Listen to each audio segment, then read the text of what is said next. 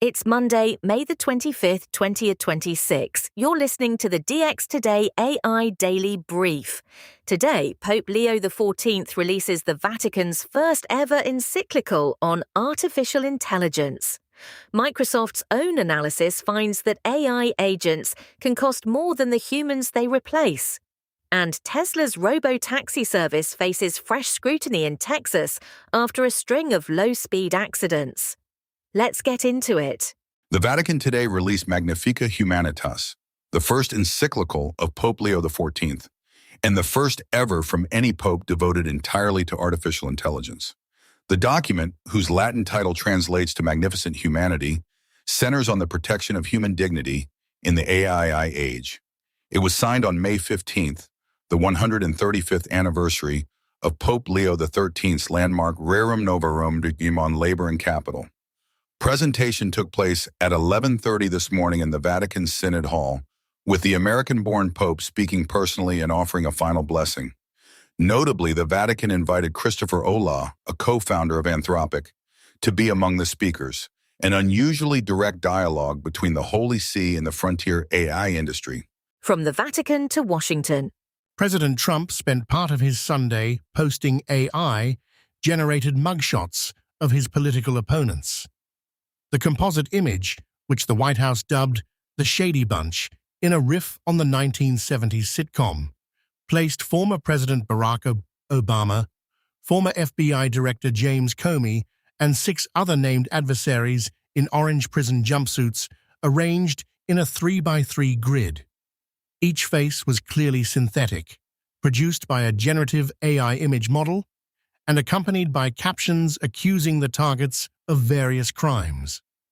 The post drew immediate criticism from civil liberties groups who warned that a sitting president distributing AI-fabricated booking photos of named private citizens blurs the line between political speech and state-sponsored defamation and tests the limits of platform moderation.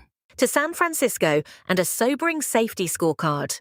Anthropic this week published the first quantified results from Project Glasswing, its defensive cybersecurity program built on the unreleased Claude Mythos model. Working with roughly 50 partner organizations, Anthropic says the project has already surfaced more than 10,000 high or critical severity vulnerabilities in some of the most widely used software on the Internet. The findings landed alongside the public beta of Claude Security, a separate product that lets enterprise customers scan their own code repositories with Claude Opus 4.7 and receive proposed patches. Anthropic says Claude Security has already been used to fix more than 2,100 vulnerabilities in its first 3 weeks. Taken together, the announcements signal a sharper push by Anthropic into the defensive security market. Now to the unit economics of AI. Fortune this week surfaced an internal Microsoft analysis that is making chief financial officers across the enterprise nervous.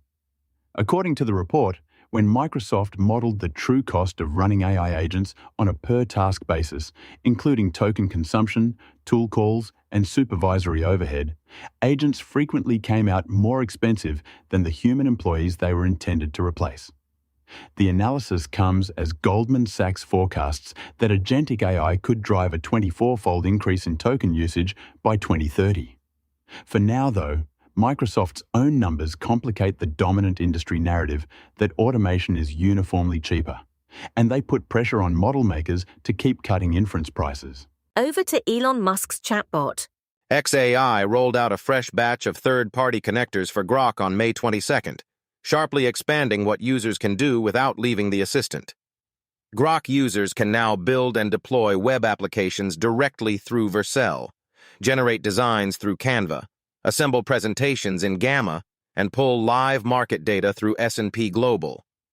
The move turns Grok from a conversational interface into something closer to a workflow hub, and follows xAI's release of Grok Skills and the Grok Build coding agent earlier in the month. The connector push intensifies a competitive front with OpenAI's GPT apps and Anthropic's Claude-managed agents, as every major AI lab races to make its assistant the default surface for getting actual work done. 2 new launches from OpenAI. OpenAI shipped two notable additions to ChatGPT this week. The first is Fast Answers, a new mode that returns higher confidence, replies to common information, seeking questions, skipping past chat history and personalization to deliver a quicker response. It is rolling out globally on the web, iOS, and Android, and users can disable it in settings. The second is ChatGPT for Clinicians, a free version of ChatGPT available to verified United States physicians and nurse practitioners. It bundles clinical search with citations, reusable medical skills, deeper medical research, documentation assistance, and continuing medical education credits. OpenAI says the Clinician Edition is designed to support point-of-care work without storing patient-identifying information and arrives as health systems accelerate their own AI adoption. Now to enterprise workflow. At its annual CommanderCon conference last week, the workflow automation company Commander unveiled Process OS, a new AI-powered intelligence layer that sits on top of existing enterprise process orchestration. Available in closed beta from May 20th, Process OS lets operations and information technology teams discover, re-engineer, and continuously optimize business processes as agentic workflows. The system converts plain English descriptions of desired outcomes into repeatable, governed agent processes with built-in human review and reusable patterns. It plugs directly into existing ERP and CRM stacks, including SAP, Oracle, Workday, and Salesforce. Commander is positioning Process OS as an antidote to the rogue agent problem, giving enterprises a single audited control plane for the dozens of AI agents now sprouting inside every Fortune 500. From software to silicon supply chains. NVIDIA and Corning announced a multi-year partnership last week to dramatically expand United States manufacturing of advanced optical connectivity, the high-speed fiber that links the millions of accelerators inside modern AI data centers. Under the agreement, Corning will increase its U.S. optical connectivity capacity by 10 times and grow domestic fiber production by more than 50%. The company will build 3 new advanced manufacturing facilities in North Carolina and Texas, and create more than 3,000 new high-paying jobs.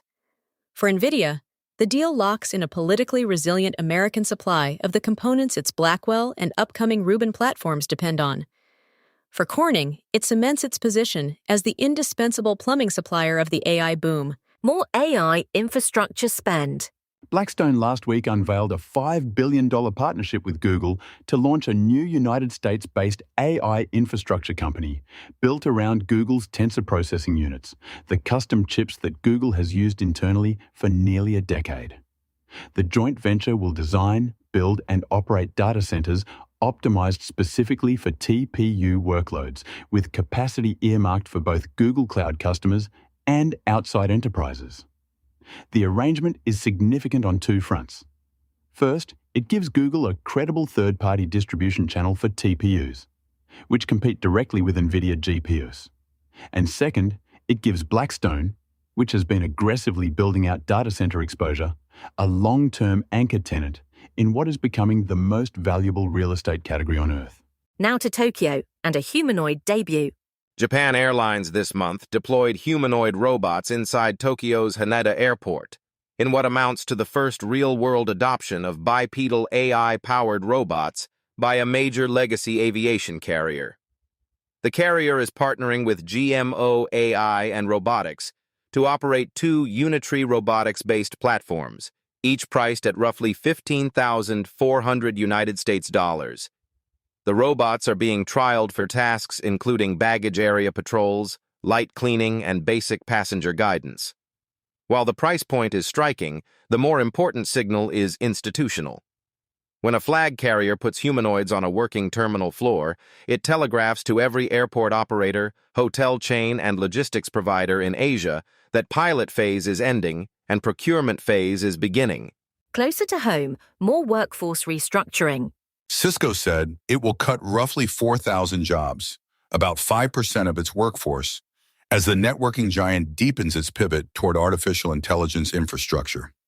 Chief Executive Chuck Robbins announced the reduction alongside record quarterly revenue of $15.8 billion, up 12% year over year. Cisco has now booked $5.3 billion in AI infrastructure orders from hyperscaler customers in fiscal 2026 and expects to finish the year at roughly $9 billion, up from a prior estimate of $5 billion. Robbins framed the cuts not as belt-tightening, but as a redeployment of investment towards silicon, optics, security, and AI. It is the second major reduction at Cisco in just over a year, after roughly 6,000 jobs were eliminated in early 2025. And finally, autonomous vehicle scrutiny. Tesla's robo-taxi service is under fresh scrutiny after reports detailed a string of low-speed accidents in its Texas pilot zone. Industry analysts now count at least 17 incidents involving Tesla robo-taxi vehicles between 2025 and the present, including collisions with construction barriers, roadside fences, and parked obstacles. Several incidents reportedly required remote human teleoperators to intervene to extract the vehicle.